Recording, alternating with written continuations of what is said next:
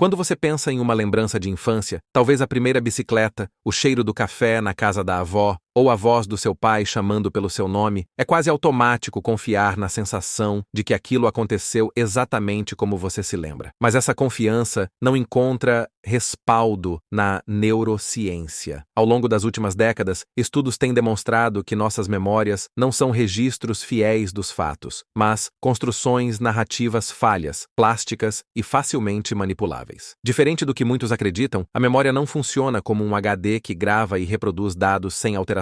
Ao contrário, ela é reconstrutiva. Em 1932, o psicólogo Frederick Bartlett já desafiava a ideia de que memórias eram cópias perfeitas de eventos. Ele pedia para participantes lerem histórias de culturas diferentes, como a lenda indígena, a Guerra dos Fantasmas, e depois reproduzirem o conteúdo. Bartlett percebeu que, ao recontar, as pessoas ajustavam detalhes que não faziam sentido dentro de seus próprios esquemas culturais e cognitivos, tornando a memória mais coerente para elas, mas distorcida em relação ao original. Desde então, centenas de estudos confirmaram que, a cada vez que recuperamos uma lembrança, ela passa por um processo chamado reconsolidação, um período em que pode ser modificada antes de ser armazenada novamente. Ou seja, toda vez que você puxa uma lembrança, ela não volta intacta, é regravada com novas associações, interpretações e até contaminação de outros episódios. Nenhum estudo sobre memória estaria completo sem mencionar Elizabeth Loftus, professora da Universidade da Califórnia, Irvine, e uma das pesquisadoras mais influentes nesse campo. Loftus dedicou sua carreira a entender como memórias falsas podem ser implantadas. Em um dos experimentos mais impactantes, realizado em 1974 com John Palmer, participantes assistiam a vídeos de acidentes de carro e depois respondiam a perguntas sobre a velocidade dos veículos, mudando apenas um verbo na pergunta. Quando se usava verbos mais fortes como esmagaram em vez de bateram, as pessoas estimavam velocidades maiores e, mais impressionante, uma semana depois, muitos afirmavam ter visto cacos de vidro no acidente, embora não houvesse nenhum vidro quebrado no vídeo. Esse estudo originou décadas de pesquisas forenses, mostrando que testemunhas oculares são altamente suscetíveis a sugestões linguísticas. Loftus expandiu esse trabalho para investigar falsas memórias completas, como em 1995, quando implantou em 25%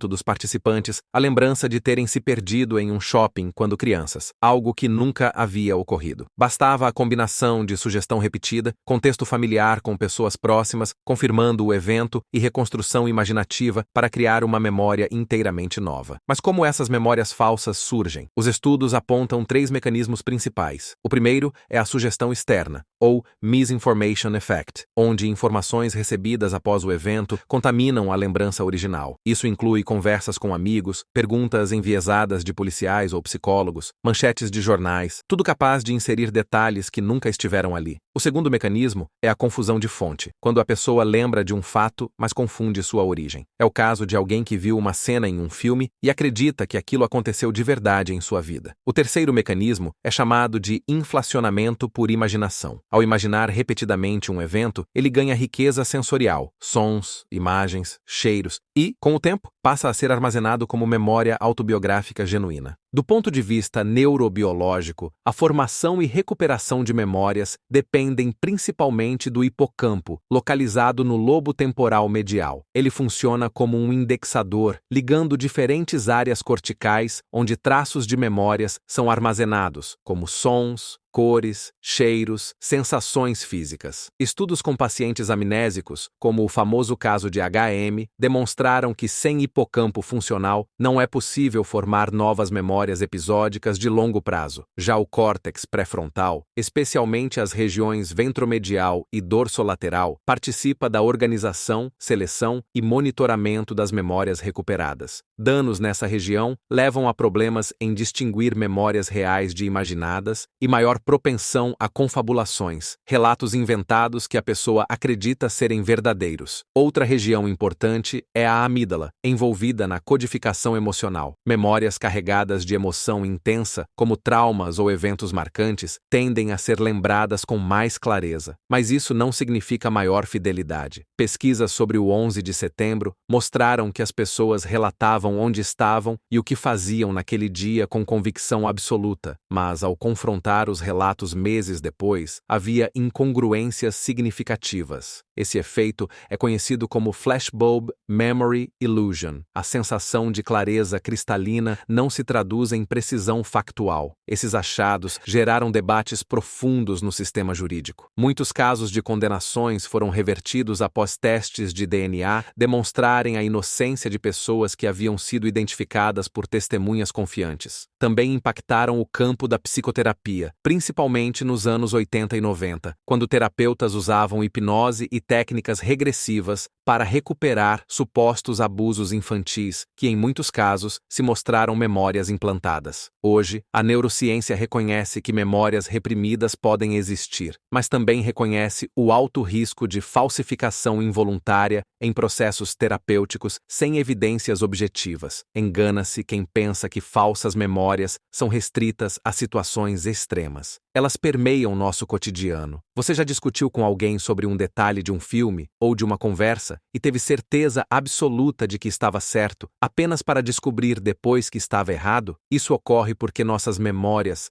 são moldadas por expectativas prévias, preenchendo lacunas com padrões esperados, pelos nossos desejos e motivação pessoal, que reforçam recordações que validam nossa autoimagem, e pelo contexto social, onde a repetição de narrativas dentro de um grupo reforça memórias semelhantes, mesmo que incorretas. Estudos de neuroimagem demonstram que lembrar de algo e imaginar algo ativam redes cerebrais muito semelhantes. Essa sobreposição é a base estrutural do fenômeno. Pesquisas recentes com optogenética em modelos animais mostram que é possível ativar ou inativar memórias específicas com precisão. Em 2013, Steve Ramirez e Xu Liu, no MIT, conseguiram implantar uma memória de medo em ratos ao ativar neurônios do hipocampo enquanto aplicavam estímulos aversivos em outro contexto. Quando os ratos eram colocados no ambiente original, demonstravam resposta de medo a algo que jamais vivenciaram ali. No futuro, essa tecnologia poderá ajudar no tratamento de traumas e TEPT, editando ou enfraquecendo memórias dolorosas.